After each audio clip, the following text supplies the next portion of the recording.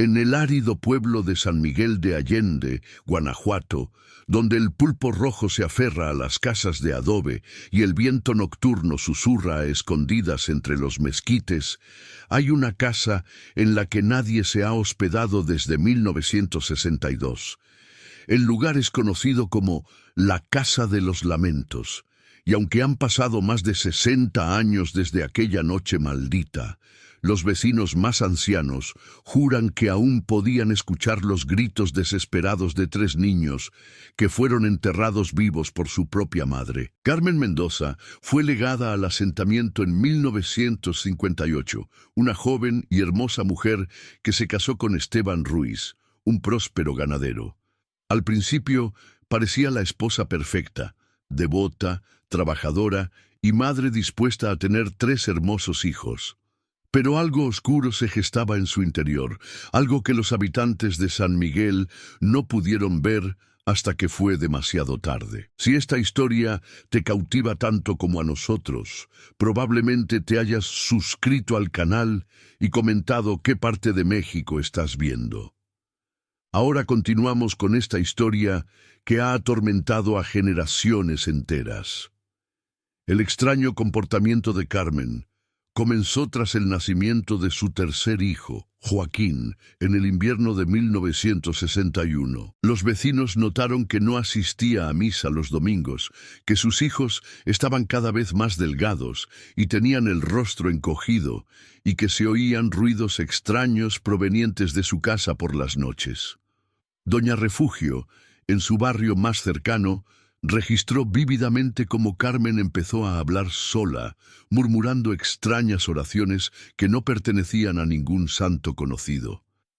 «Los niños están encaramados», le confesó Carmen a Refugio una tarde de febrero mientras lavaba ropa en el río. Sus ojos, antes brillantes y llenos de vida, ahora parecían hundidos y vidriosos. «El diablo vive en ellos. Los he visto levitar de noche, hablando en idiomas que no entiendo. Dios me ha mostrado cómo salvarlos». El Refugio intentó razonar con ella, sugiriendo que llevara a los niños al médico del pueblo vecino, pero Carmen fue negociada con firmeza. «La medicina terrenal no puede curar lo que está enfermo del alma», respondía siempre, aferrándose con fuerza al crucifijo que colgaba de su cuello. Esteban Ruiz, su esposo, había partido hacia la capital en un viaje de negocios que duraría varias semanas. Dejó a su familia con suficientes provisiones y la promesa de regresar antes de Pascua. Nunca imaginó que sería la última vez que vería a sus hijos. La noche del 15 de marzo de 1962 fue particularmente fría para esa época del año. Un viento gélido descendía de las montañas, silbando entre las casas de adobe y haciendo resonar las puertas mal ajustadas.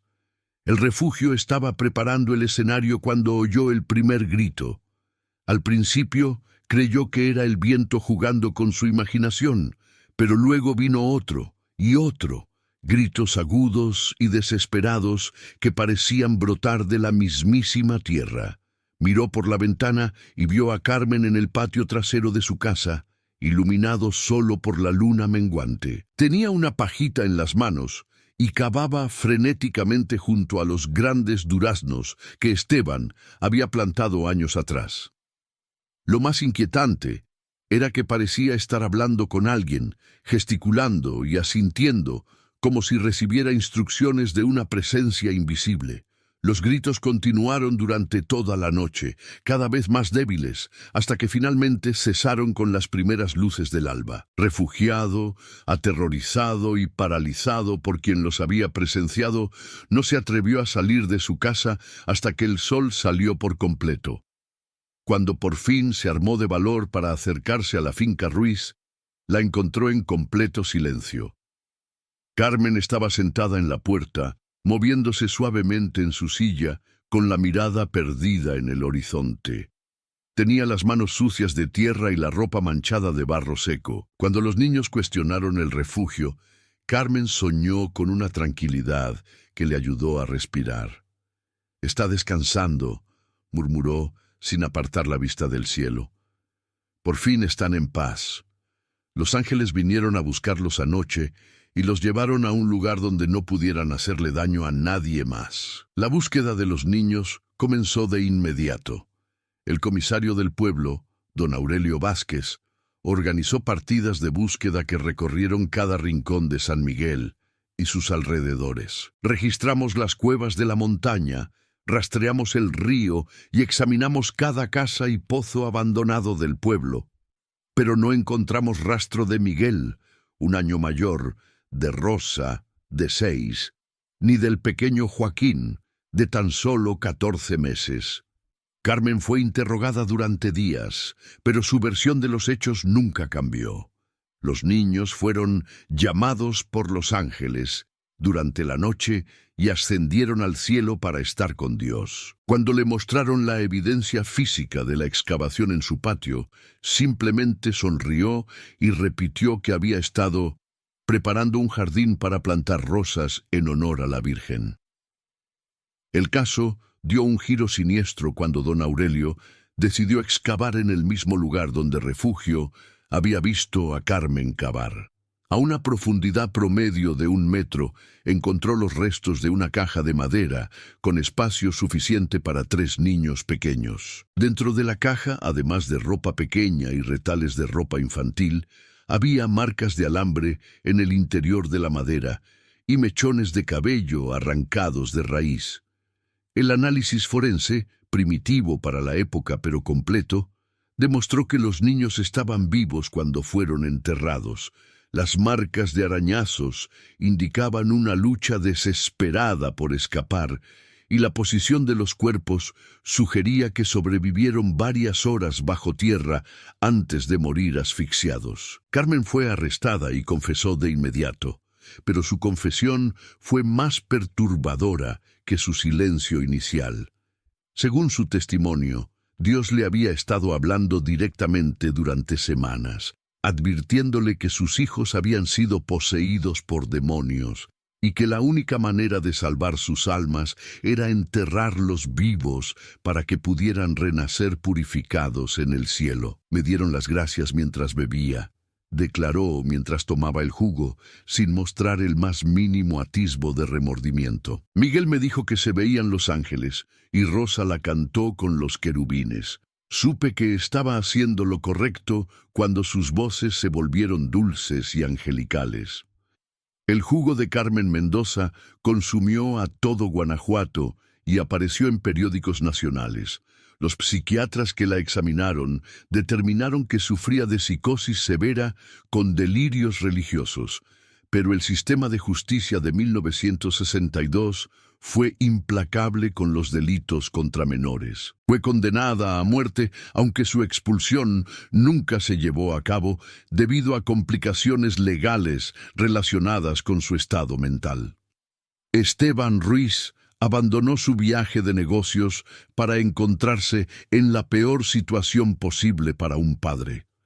Su esposa estaba en prisión, sus 3 hijos fueron asesinados de la forma más horrible posible y su nombre quedó manchado para siempre en la historia del pueblo. La culpa lo consumió rápidamente. Muchos se culpaban por haber sido abandonados solo por una mujer que había mostrado claros signos de inestabilidad mental. No soporto la carga. 3 meses después del juicio, Esteban se acurrucó en el mismo durazno bajo el cual habían enterrado a sus hijos. Su cuerpo fue encontrado por Refugio al amanecer, con una nota en el bolsillo que simplemente decía: «Lo siento, no puedo protegerte». Carmen murió en el Hospital Psiquiátrico de Guanajuato en 1967, 5 años después del crimen. Según informes médicos, nunca mostró signos de felicidad y hasta sus últimos días insistió en que había salvado las almas de sus hijos de la posesión demoníaca de los libros. Sus últimas palabras, grabadas por una enfermera, fueron: «Han venido por mí, mis bebés me esperan». La casa de los Ruiz quedó abandonada tras la tragedia. Ninguna familia quería vivir allí, y con el paso de los años se fue deteriorando hasta convertirse en una ruina cubierta de maleza. Pero los fenómenos paranormales comenzaron casi inmediatamente después del suicidio de Esteban. Los primeros reportes de actividad extraña llegaron a Jiménez, quien vivía en una casa contigua. Esté atento a los niños que salen de la propiedad abandonada, especialmente en noches sin luna. María Jiménez juró, vio las siluetas de 3 niños jugando entre los árboles dorados, siempre en la red de medios. Los veo correr y jugar como si nada hubiera pasado, le contó María al padre Domingo, el párroco del pueblo. Pero cuando me acerco a la ventana para verlos mejor, su ánimo se desvanece. Lo más inquietante es que parecen estar buscando algo o a alguien. Otros vecinos comenzaron a reportar experiencias similares. Don Pancho, el herrero que vivía 3 casas más abajo, afirmó que cada 15 de marzo, el aniversario exacto de la muerte de los chicos, oía golpes desesperados que parecían provenir del subsuelo. Era como si intentaran salir, explicó con voz temblorosa. 3 golpes cortos, luego silencio, luego otros 3 golpes. Toda la noche. La actividad paranormal se intensificó con los años. En 1975, una familia de comerciantes de Guadalajara, los Morales, planeó comprar la propiedad a precio de ganga para abrir una tienda de pasadores. Duró exactamente una semana. La primera noche oímos gritos, relató más tarde Guadalupe Morales. Pensamos que eran gatos, pero al segundo día nos dimos cuenta de que eran gritos de niños. Venían de todas partes, del sótano, de las paredes, del patio. Mis propios hijos empezaron a tener pesadillas terribles. Decían que los niños los visitaban por la noche y les preguntaban por qué su madre los había lastimado. La gota que colmó el vaso para la familia Morales llegó el jueves por la noche. Su hijo menor, de 4 años, apareció en su cama completamente cubierto de tierra, con las uñas embarradas y pequeños fragmentos de madera bajo las yemas de los dedos.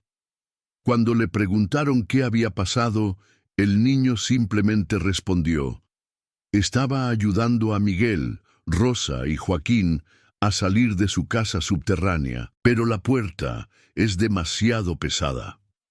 La familia Morales huyó esa misma noche, sin siquiera llevarse sus pertenencias. La casa quedó abandonada y desde entonces ninguna familia ha podido vivir allí. Los fenómenos paranormales no se limitan a la propiedad abandonada.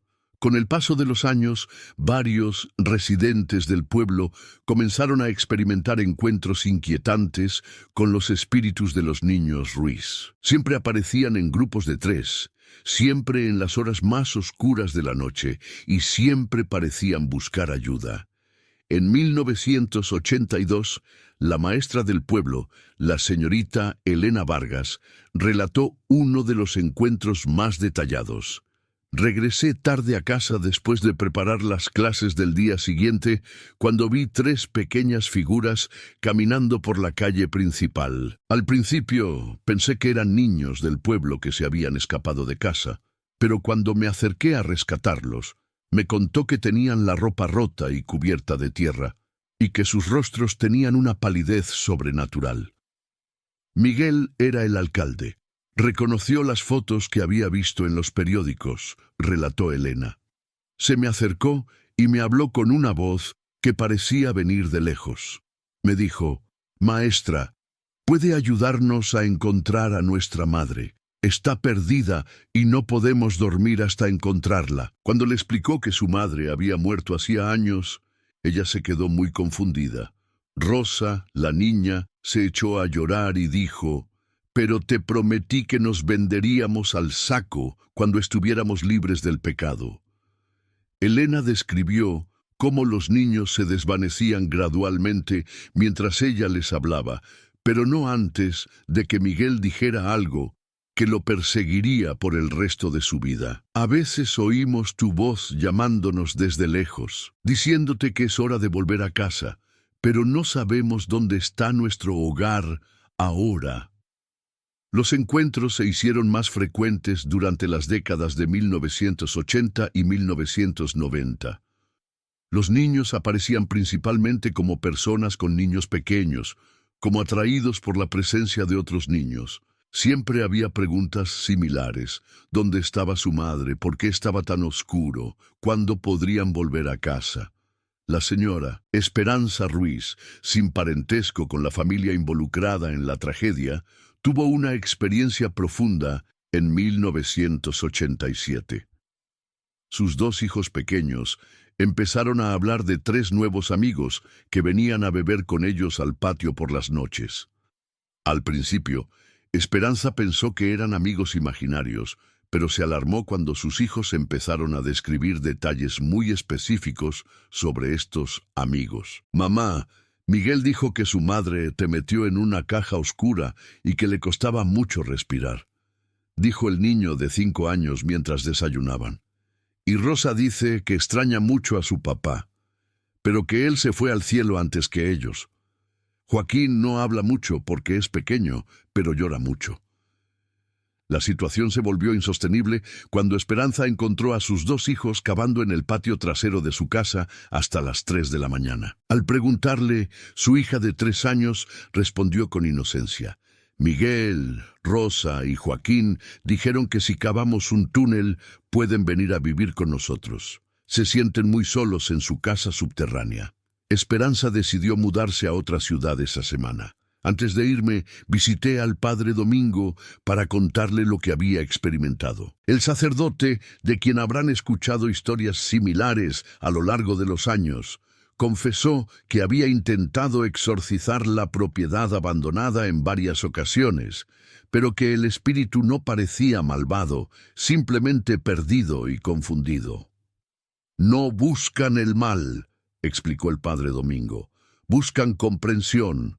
Son las almas de niños que murieron en circunstancias traumáticas, sin comprender por qué su madre, quien más debería haberlos protegido, les hizo tanto daño. Están atrapados entre este mundo y el otro, buscando respuestas que quizá nunca encuentren». En 1995, un equipo de investigadores paranormales de la Universidad de Guanajuato visitó San Miguel de Allende para documentar los fenómenos reportados. Durante 3 noches consecutivas se instalaron equipos de grabación de audio y video tanto en la casa abandonada como en las propiedades vecinas. Los resultados fueron inquietantes. Las grabaciones de audio de las voces de los niños ayudan, al igual que los sonidos intermitentes y lo que parecen ser conversaciones entre niños pequeños. En una grabación particularmente clara, se escucha la voz de un niño que dice: «Rosa, ¿por qué no viene mamá? Le dijimos que ya estamos limpios». Una voz femenina responde: «No, Miguel, quizás si cantamos las canciones que le gustan nos escuche». Las capturas de video fueron menos concluyentes, pero mostraron anomalías inexplicables, orbes de luz moviéndose alrededor de la propiedad, cambios de temperatura registrados por sensores térmicos y, en una ocasión, lo que parecía ser la silueta translúcida de una pequeña figura cerca de los árboles de durabilidad. El doctor Ricardo Moreno, líder del equipo de investigación, concluyó en su informe que los fenómenos de San Miguel de Allende representan un caso clásico de impronta psíquica, donde eventos traumáticos extremos ocurren a partir de una huella energética en un lugar específico. Sin embargo, también observamos que la interactividad de las manifestaciones sugería algo más complejo que una simple repetición de eventos pasados. Los espíritus de estos niños parecen estar conscientes del presente, escribió en su informe. No se limitan a revivir los sucesos de su muerte, sino que buscan activamente ayuda e intentan comunicarse con los vivos. Esto sugiere que sus almas permanecen atrapadas en este plano, posiblemente debido a la traumática naturalidad de su muerte y a su incapacidad para comprender lo sucedido. A medida que San Miguel de Allende se desarrollaba y modernizaba, La zona donde se alzaba la Casa Ruiz se incorporó gradualmente al núcleo urbano del pueblo. El terreno abandonado fue finalmente demolido en el año 2000 para construir una pequeña plaza pública, pero esto no eliminó los fenómenos paranormales. Los obreros de la construcción reportaron incidentes extraños desde el primer día. Máquinas se averiaron sin explicación, herramientas desaparecieron misteriosamente y varios obreros juraron haber oído a bebés en las profundidades de la tierra mientras excavaban los cimientos de la nueva plaza. El supervisor de obra, el ingeniero Carlos Hernández, mantuvo un registro detallado de los incidentes. En 3 ocasiones distintas, mis trabajadores se negaron a seguir cavando porque oyeron voces de niños que les pedían que se apartaran, escribió en su informe. Un trabajador, don Silvestre, juró que una mano pequeña tocó al hombre mientras operaba la excavadora y al regresar vio a un niño pequeño diciéndole que no siguiera cavando. Lo más inquietante de todo fue que se encontraron los restos del árbol de Navidad original bajo el cementerio de los niños. Al intentar retirar las raíces más profundas, los trabajadores descubrieron fragmentos adicionales de pequeños objetos y piezas de la caja de madera original que se habían pasado por alto durante la investigación de 1962. La construcción se detuvo temporalmente mientras las autoridades examinaban los nuevos obstáculos. Los expertos forenses confirmaron que los restos eran de seres humanos, pertenecientes a niños pequeños, probablemente los enterrados a mayor profundidad. Durante esta pausa en la construcción, los fenómenos paranormales se intensificaron significativamente. Los residentes de las casas cercanas informaron que las voces de los niños ahora se escuchaban durante el día, no solo por la noche. María del Carmen Espinoza, quien vivía enfrente de la obra, describió cómo sus propios nietos se negaban a jugar en el jardín delantero porque los niños tristes no los dejaban jugar en paz. Mis nietos me contaron que 3 niños se les acercaron mientras jugaban y les preguntaron si podían quedarse a vivir en nuestra casa, relató María del Carmen. Me dijeron que los niños estaban muy cansados y que tenían la ropa sucia. Mi nieta de 4 años me preguntó por qué los niños pequeños miraban el suelo mojado y por qué siempre tenían frío. La plaza se terminó finalmente en 2001, pero se decidió incluir un pequeño monumento en honor a las víctimas de la tragedia de 1962. Una placa de bronce instalada cerca del lugar exacto donde se encontraron los restos tenía una sencilla inscripción: en memoria de Miguel, Rosa y Joaquín Ruiz. Que sus almas encuentren la paz que no encontrarán en la vida. Sin embargo, la construcción de la plaza y la instalación del monumento parecieron tener el efecto contrario. En lugar de calmar el ánimo, los avivamientos se intensificaron y se hicieron más frecuentes. Los vecinos comenzaron a reportar que las voces de los niños ahora se escuchaban con claridad por las tardes, especialmente en los alrededores del monumento. Lucía Vargas, una joven madre que frecuentaba la plaza con su bebé, describió una experiencia que la perturbó profundamente. Estaba sentada en uno de los puestos nuevos, amamantando a mi bebé, cuando escuché a alguien cantar una canción de cuna muy dulce. Al principio pensé que era otra madre con su hijo, pero al mirar a mi alrededor me di cuenta de que estaba completamente sola en la plaza. La canción continuó durante varios minutos, y juro que venía de la zona donde está la placa conmemorativa. Los avistamientos también se hicieron más frecuentes y detallados. En 2003, el jardinero municipal don Arturo Mendoza informó haber visto a 3 niños jugando en la plaza durante su ronda matutina de mantenimiento. Corrían alrededor de la Fuente Nueva, riendo y persiguiéndose como cualquier niño normal, describió. Pero cuando me acerqué a saludarlos, noté que sus pies no tocaban completamente el suelo, como si flotaran a pocos centímetros del césped. Cuando hablaron, Me miraron con ojos muy tristes y desaparecieron lentamente. La presencia de los niños se volvió tan habitual que algunos residentes llegaron a ser considerados parte de la vida cotidiana del pueblo. Sin embargo, con el paso de los años, su comportamiento comenzó a mostrar signos de gran agitación. Voces que antes eran simplemente tristes y perdidas, comenzaron a sonar más desesperadas, más urgentes. En 2008, una serie de incidentes particularmente perturbadores llevó a las autoridades locales a considerar la reubicación del monumento. Durante una semana completa de marzo, coincidiendo con el aniversario de la tragedia, los residentes reportaron haber escuchado gritos de niños provenientes del subsuelo de la plaza.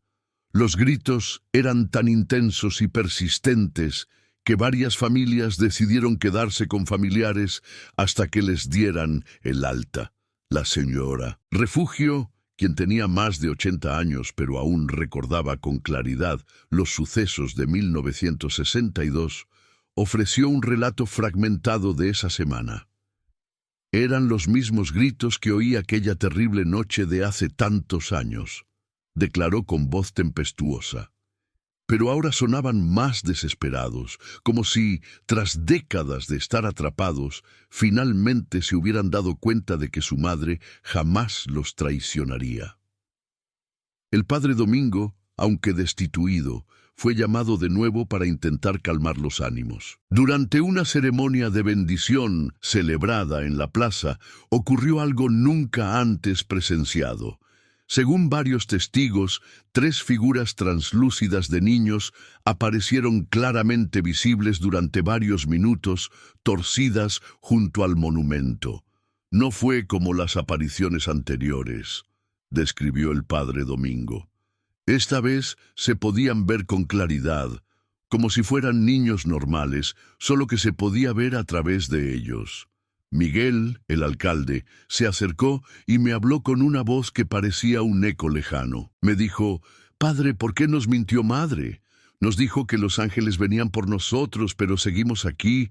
¿Dónde están los ángeles?». La pregunta del espíritu del niño resonó profundamente en todos los presentes.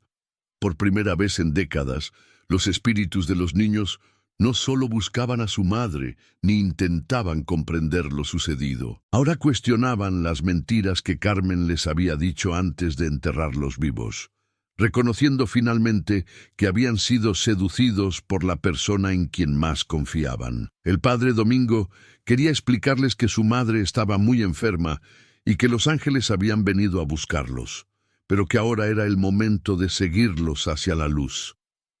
Sin embargo, el espíritu parecía no comprender del todo. Rosa, la hija del medio, rompió a llorar y dijo: «Pero mamá nos dijo que estábamos juntos en el cielo. ¿Dónde está? ¿Por qué no podemos acompañarnos?». La ceremonia terminó sin traer paz al espíritu. De hecho, pudo haber tenido el efecto contrario.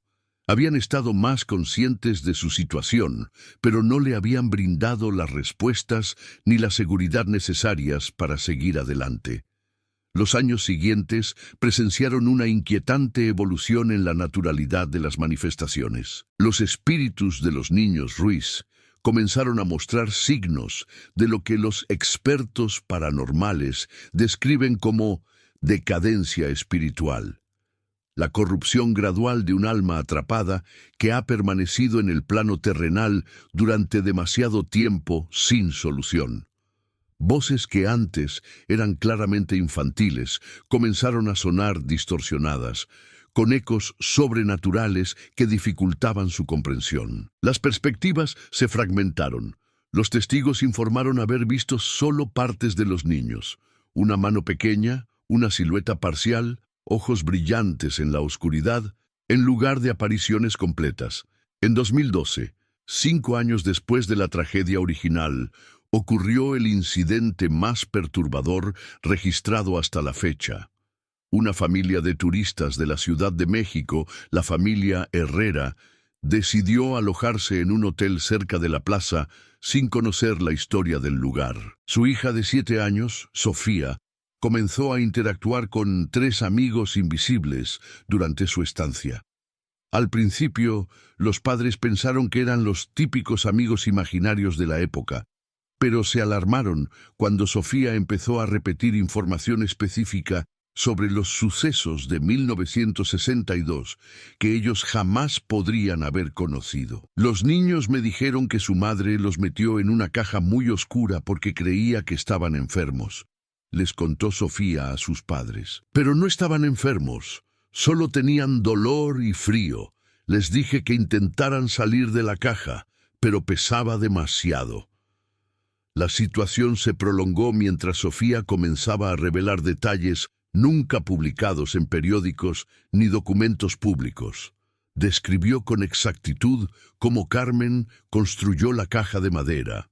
Mencionó la canción de cuna que Rosa cantó en sus últimas horas e incluso repitió las últimas palabras que Miguel le dijo a su madre antes de perder el conocimiento. Los padres de Sofía, inicialmente escépticos, se convencieron de la realidad de las experiencias de su hija cuando ella describió la ubicación exacta de una cicatriz en el brazo del bebé Joaquín, resultado de una caída años antes de su muerte. Esta información solo era conocida por familiares cercanos y nunca se documentó oficialmente. Su perturbación aumentó aún más cuando Sofía empezó a mostrar comportamientos inusuales. Se despertaba por la noche gritando que no podía respirar y que alguien había cerrado la puerta. Durante el día se negaba a entrar en espacios pequeños y cerrados y desarrolló una fobia extrema a la oscuridad. Los Herrera interrumpieron abruptamente sus vacaciones y llevaron a Sofía de regreso a la Ciudad de México, pero los efectos de su encuentro con el espíritu persistieron durante meses. Necesitó terapia psicológica intensiva para superar los traumas que había absorbido de sus interacciones con los niños muertos. El caso de Sofía Herrera llegó a conocimiento de las autoridades locales, quienes consideraron seriamente cerrar la plaza al público durante la noche. Sin embargo, los residentes de San Miguel se opusieron, argumentando que los espíritus de los niños habían formado parte de su comunidad durante décadas y que cerrar la zona sería como volver a abandonarlos. Esta decisión reveló una profunda división en la comunidad. Los residentes más antiguos, que habían vivido con las manifestaciones durante décadas, las consideraban una parte trágica, pero esencial de la historia de su pueblo. Muchos desarrollaron una relación protectora con los espíritus, viéndolos no como amenazas, sino como víctimas merecedoras de compasión y respeto. Por otro lado, las familias más jóvenes y los recién llegados a la aldea estaban cada vez más preocupados por el impacto que las manifestaciones podrían tener en sus propios hijos. Temían que la exposición prolongada al espíritu traumatizado pudiera tener efectos psicológicos duraderos en los niños vivos. Esta tensión llegó a su punto álgido en 2015, cuando un grupo de sacerdotes preocupados contrató a una médium profesional de Guadalajara para intentar limpiar la plaza de presencias espirituales.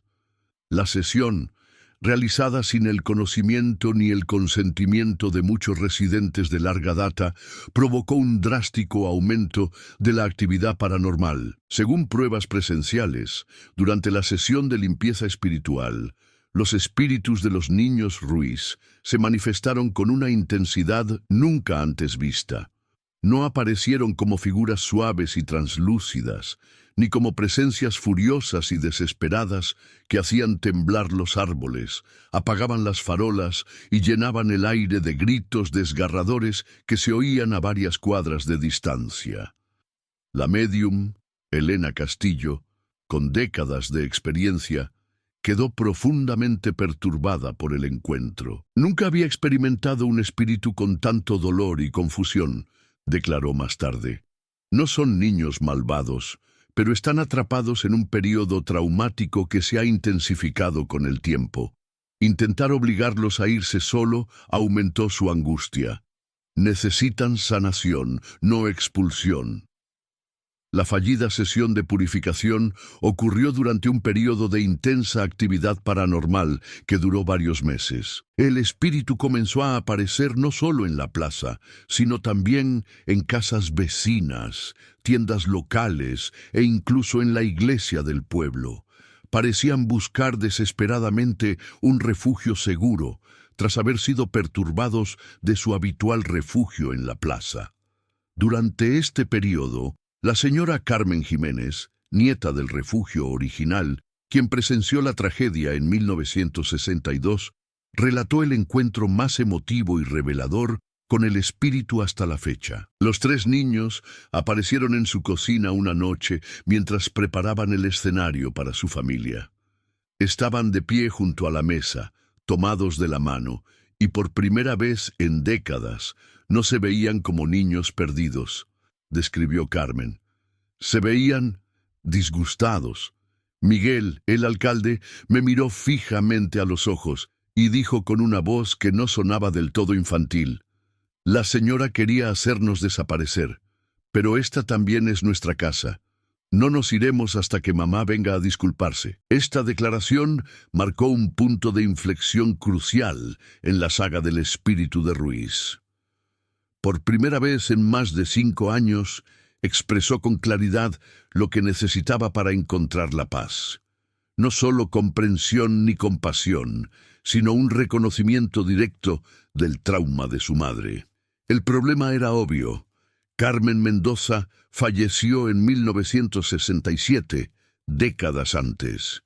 Sin embargo, su espíritu parece incapaz de comprender ni aceptar su muerte. En su estado traumatizado y fragmentado, continuó esperando el regreso de su madre para explicar sus acciones. Esta revelación fue comunicada al padre Miguel Ángel Ruiz, el nuevo párroco, sin vínculos familiares con las víctimas, quien propuso una solución radical. Sugirió celebrar una ceremonia especial en el lugar de sepultura de Carmen Mendoza, en el cementerio de Guanajuato, con el fin de facilitar un encuentro espiritual entre la madre y sus hijos caídos.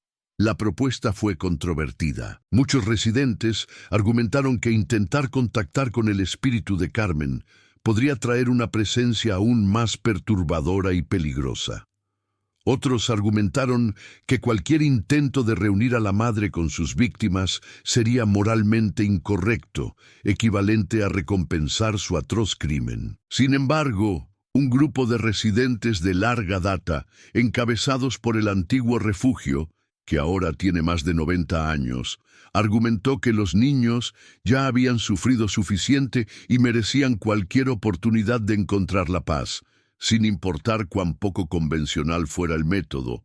Estos niños han estado perdidos y asustados durante más de 5 años, declaró Refugio durante una reunión comunitaria. Si existe la más mínima posibilidad de que encuentren el descanso que se les ha negado durante tanto tiempo, debemos intentarlo. No podemos permitir que sufran eternamente por los pecados de su madre.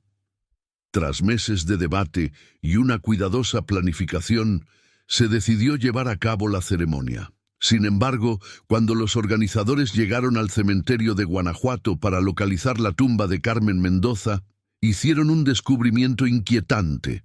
No había constancia del lugar de su entierro. Los registros del cementerio de 1967 estaban incompletos, y no había familiares vivos que pudieran proporcionar información sobre la ubicación de su tumba. Carmen Mendoza murió sola y sin recursos en el manicomio, y al parecer fue enterrada en una fosa común sin una placa específica. Esta revelación añadió otra capa de tragedia a la historia y la completó. Solo los niños fueron víctimas de su madre, pero ahora su búsqueda de paz se vio frustrada por la desaparición de cualquier rastro físico de su vegetación. El padre Miguel Ángel decidió realizar una versión modificada de la ceremonia en la Plaza de San Miguel, invocando el espíritu de Carmen Mendoza sin necesidad de acceder a su tumba.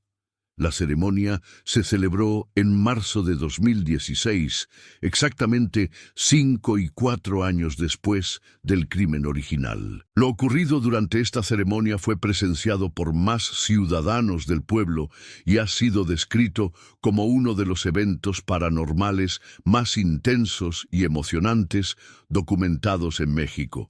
Según varios testimonios independientes, los espíritus de los 3 niños se manifestaron claramente al comienzo de la ceremonia, apareciendo cerca del monumento conmemorativo como en ocasiones anteriores.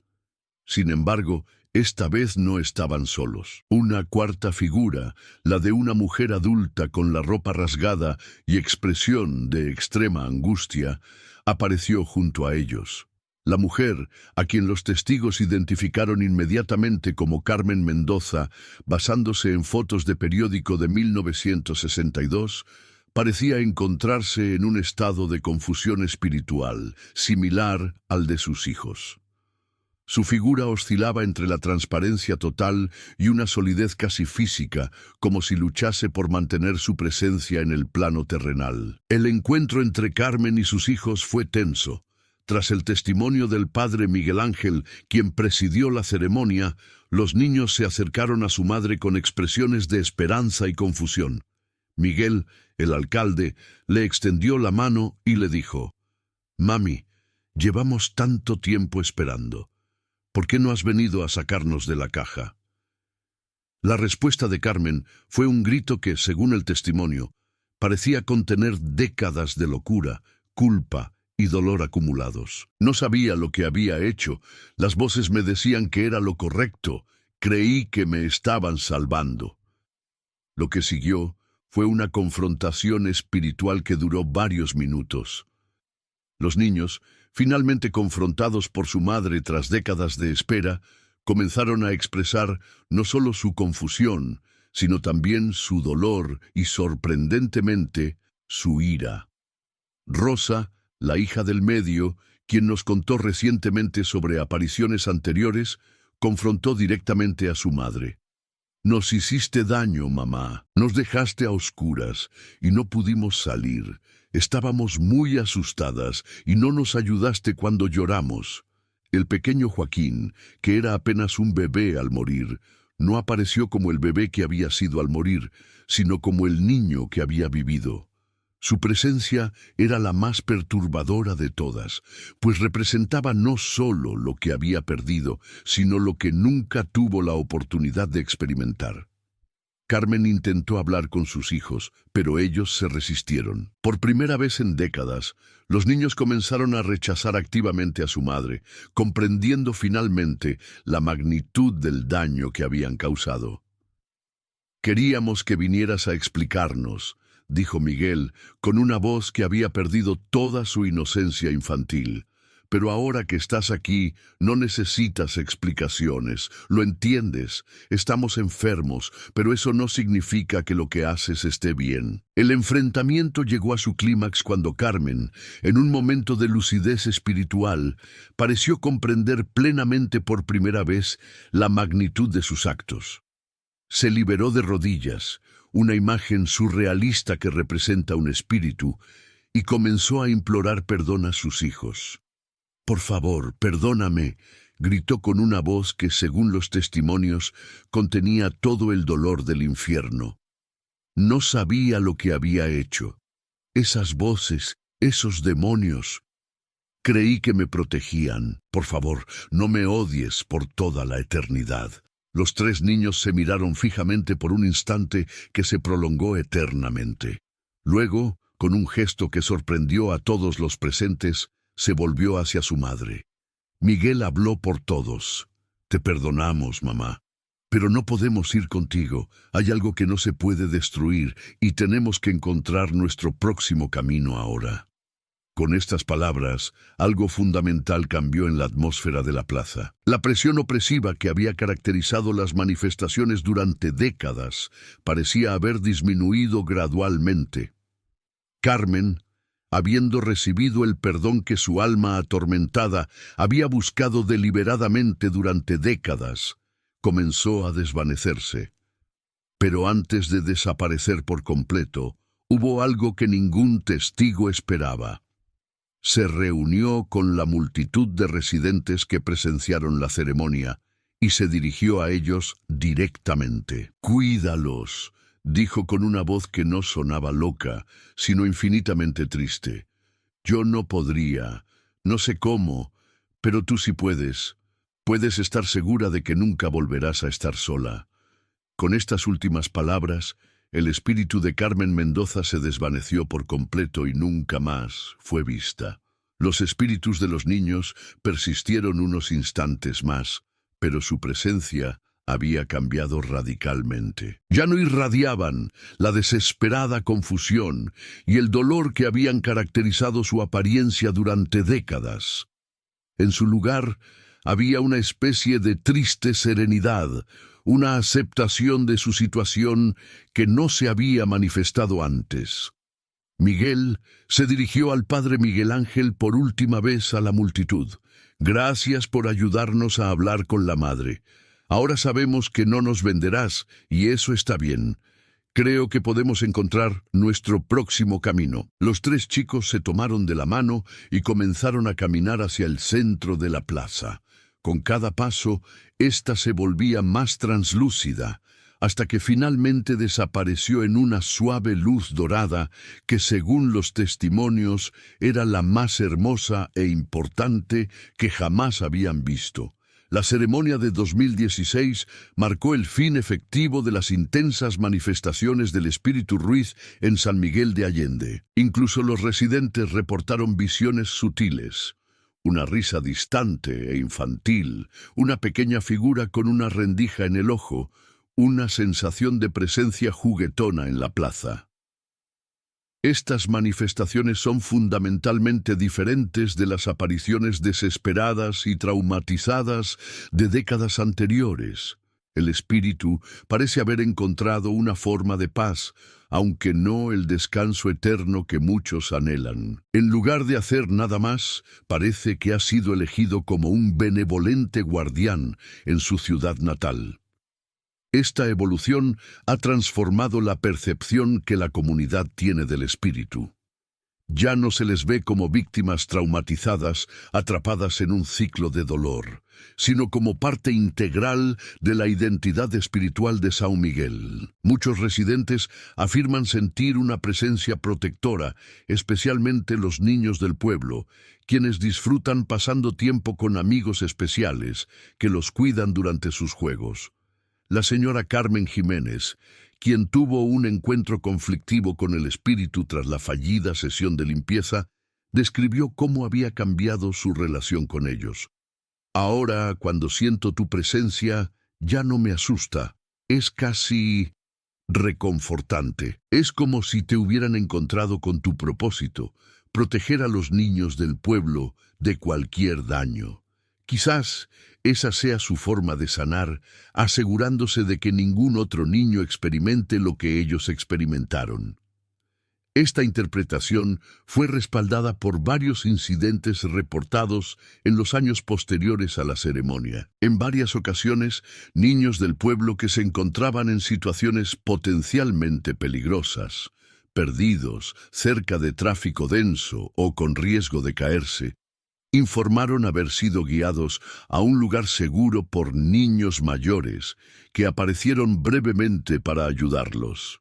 En 2018, un caso particularmente notable fue el de una niña de 5 años que fue separada de sus padres durante una celebración nocturna en la plaza. La niña fue encontrada horas después, durmiendo profundamente en una banca cerca del monumento, aparentemente ilesa, y sin mostrar signos de trauma ni miedo. Cuando sus padres le preguntaron qué había sucedido, la niña explicó con calma que 3 niños mayores la habían estado vigilando toda la noche, cantándole canciones de cuna y asegurándole que sus padres la encontrarían de inmediato. Miguel me dijo que sabía muy bien lo perdida y asustada que se sentiría.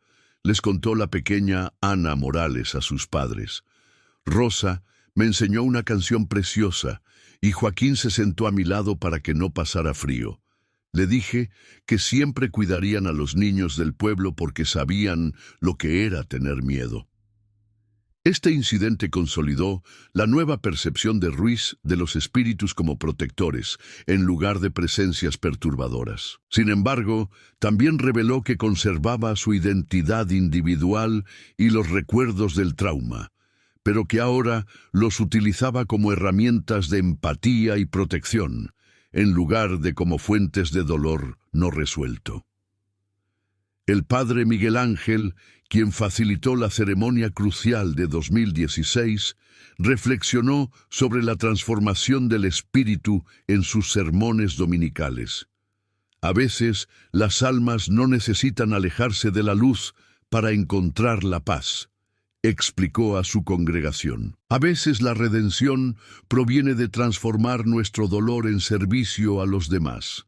Miguel, Rosa y Joaquín encontraron la manera de convertir su tragedia en protección para las generaciones futuras. Esta perspectiva teológica es la única que ayuda a la comunidad a aceptar plenamente la presencia continua del Espíritu, en lugar de ver su persistencia como una caída en desgracia para encontrar el descanso eterno. Comiencen a comprenderla como una decisión consciente de servir a su comunidad desde más allá de la muerte. En 2020, durante la pandemia de COVID-19, los informes de actividad espiritual protectora aumentaron significativamente, con muchas familias confinadas en sus hogares y niños experimentando altos niveles de ansiedad y aislamiento. Varios padres informan que sus hijos hablan de amigos especiales que los visitan durante los momentos más difíciles del confinamiento. La doctora Patricia Vega, psicóloga infantil que comenzó a trabajar con familias de San Miguel durante este período, inicialmente atribuyó estos relatos a mecanismos psicológicos normales de supervivencia en niños de baja estatura. Sin embargo, la coherencia de los detalles en las descripciones de diferentes niños que no tenían contacto entre sí la llevó a reconsiderar sus conclusiones. Los niños describen consistentemente 3 figuras protectoras con nombres específicos y personalidades distintivas, documentó su informe. Miguel fue descrito como el líder protector, Rosa como la persona que consoló y cantó canciones, y Joaquín como el compañero silencioso pero reconfortante. Cabe destacar que los niños que reportaron estas visitas mostraron niveles significativamente más bajos de ansiedad relacionada con la pandemia en comparación con sus compañeros. Uno de los casos más documentados durante este periodo fue el de un niño de 7 años llamado David Castillo, quien desarrolló una grave ansiedad por separación debido a las restricciones de la pandemia. Sus padres estaban profundamente preocupados porque se negaba a dormir solo y sufría ataques de pánico cuando se separaba de ellos, incluso por periodos cortos.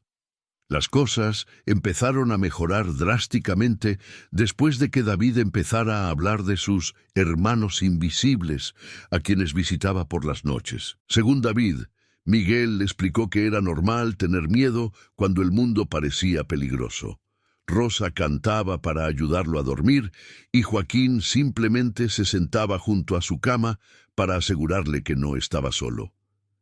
La transformación de David fue notable, informó su madre, la señora Elena Castillo. Pasó de ser un niño constantemente ansioso a alguien que podía manejar la separación con una calma que incluso sorprendía a sus maestros. Cuando nos preguntaba cómo lo lograba, siempre mencionaba el consejo que Miguel le había dado sobre ser valiente.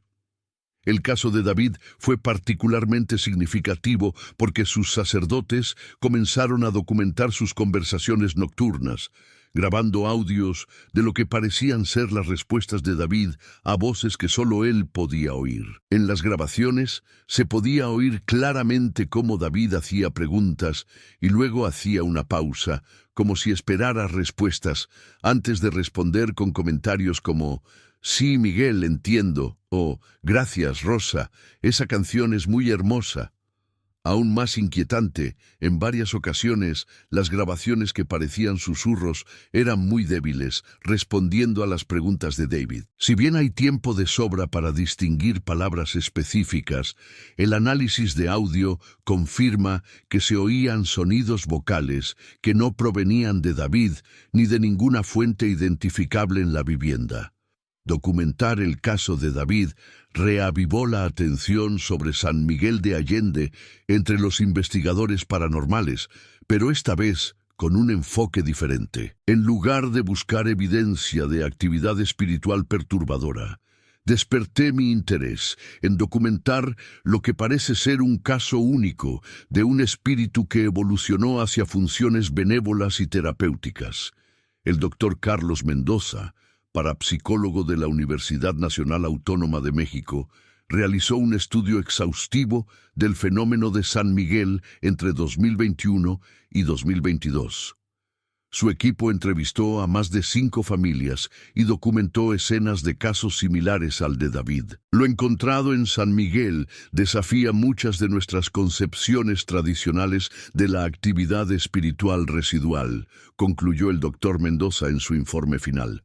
Este espíritu no solo conservó su identidad individual después de la muerte, sino que experimentó lo que solo puede describirse como crecimiento emocional y propósito evolutivo.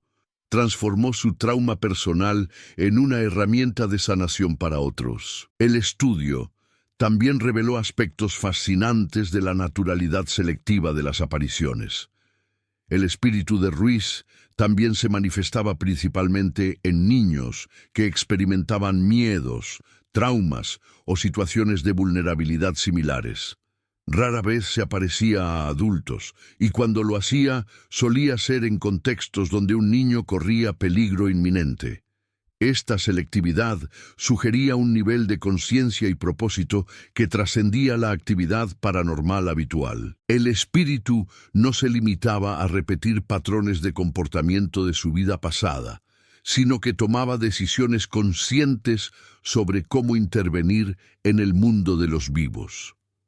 En 2023, la historia del espíritu Ruiz adquirió una nueva dimensión cuando el municipio de San Miguel de Allende reconoció oficialmente su presencia como parte del patrimonio cultural del pueblo. En una decisión sin precedentes en México, la plaza donde ocurrieron los hechos fue designada Sitio de Memoria y Protección Espiritual, reconociendo oficialmente tanto la tragedia histórica como la posterior evolución del espíritu hacia funciones protectoras.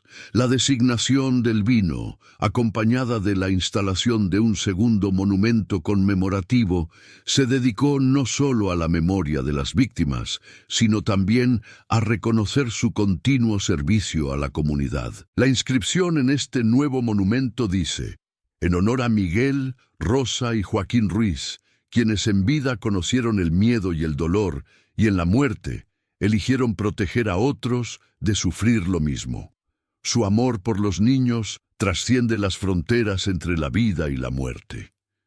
La ceremonia de inauguración del nuevo monumento fue un emotivo evento comunitario que atrajo a residentes de todos los ámbitos. Muchos niños comentaron haber tenido encuentros con el espíritu protector, ayudando a sus familias, y varios expresaron su gratitud directamente a sus guardianes invisibles. Durante la ceremonia ocurrió algo que consolidó definitivamente la nueva percepción del espíritu.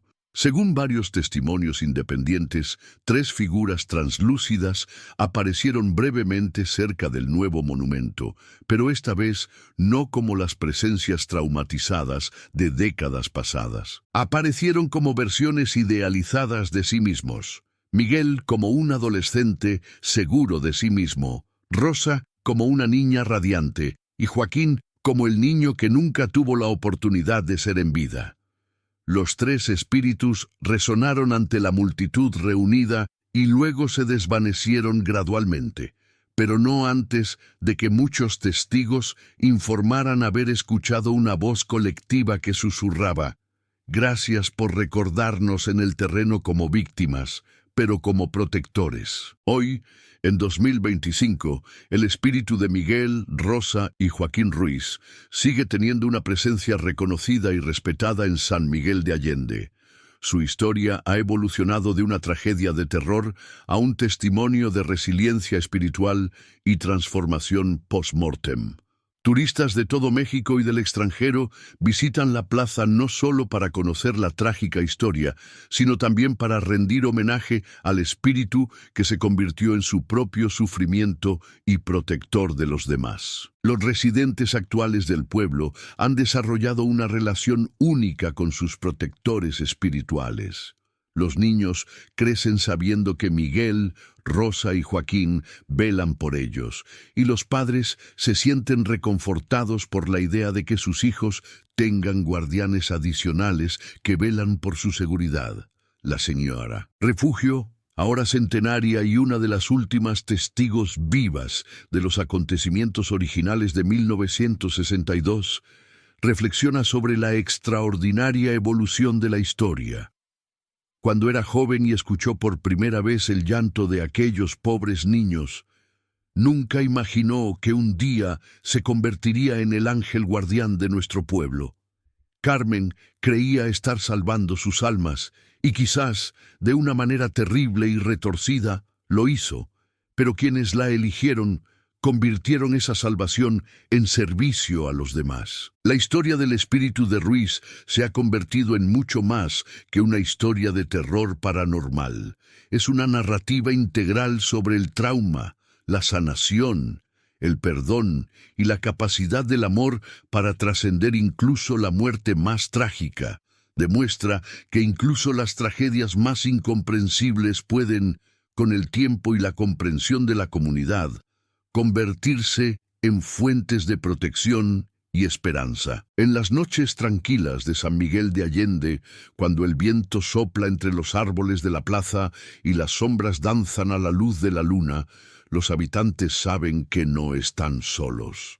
3 pequeños guardianes, nacidos del dolor, pero forjados en el amor, continúan su eterna vigilia, asegurándose de que ningún niño de su pueblo experimente jamás el miedo y el abandono que ellos conocieron en vida. Y quizás, en la risa lejana que a veces se oye en la brisa nocturna o en la inexplicable sensación de seguridad que envuelve a los niños del pueblo, podamos encontrar evidencia de que el amor verdadero, incluso el amor de quienes no están entre nosotros, nunca murió del todo.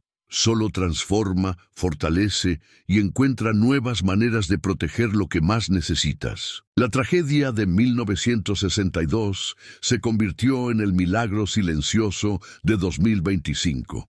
El intento de asegurar que incluso las almas más dañadas encuentren redención, no en el olvido, sino en el servicio eterno al prójimo. Miguel, Rosa y Joaquín Ruiz finalmente encontraron su verdadero hogar, no en el cielo que su madre les prometió falsamente, sino en los corazones agradecidos de una comunidad que aprendió a verlos no solo como víctimas de una tragedia, sino como guardianes eternos, nacidos del amor más puro, el deseo de proteger a otros del dolor que ellos mismos han conocido.